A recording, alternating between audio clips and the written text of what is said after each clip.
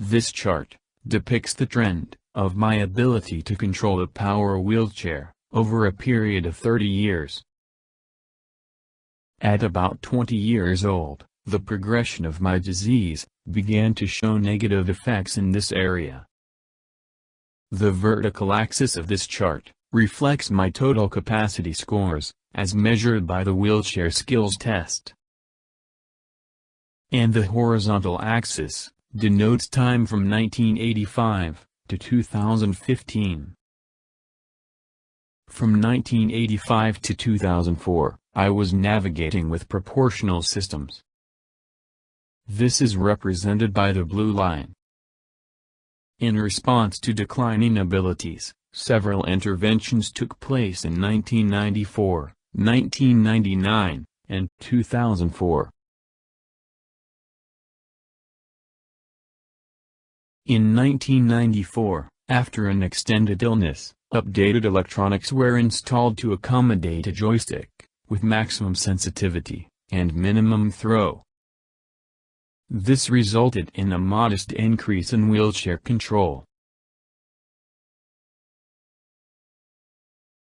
Likewise, in 1999, I said goodbye to my beloved Everest and Jennings wheelchair, and switched to a Permobil, with an HMC VIC controller. This system essentially offered proportional navigation, based on finger movement alone. And thus, my capacity to control my power wheelchair increased significantly. However, and life always has its howevers. By 2003, I no longer had the needed range of motion to navigate with the VIC controller. At this point, you need to understand that these interventions were not being made in the hills of the Missouri Ozarks. All my seating and mobility, since 1990, has been provided through the Mayo Clinic, Rochester, Minnesota campus. And I can tell you, I have had an extraordinary, multidisciplinary team taking care of me these many years. But despite that, and despite a noble effort to try voice navigation, I spent 18 months in a manual chair.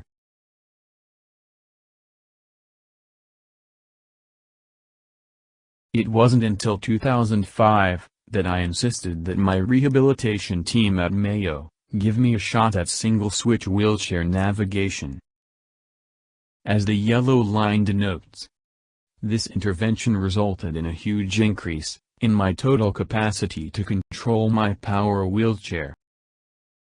There were some further gains associated with technology improvements and skills development.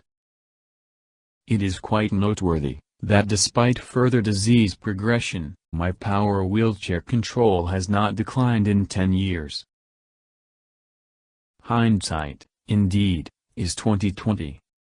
But if we look at the numbers, a single switch intervention in 1990 would have saved a lot of effort and frustration. I likely would have been opposed to such an idea that early in the game. But it is a very compelling argument not to view single-switch wheelchair navigation as a last resort.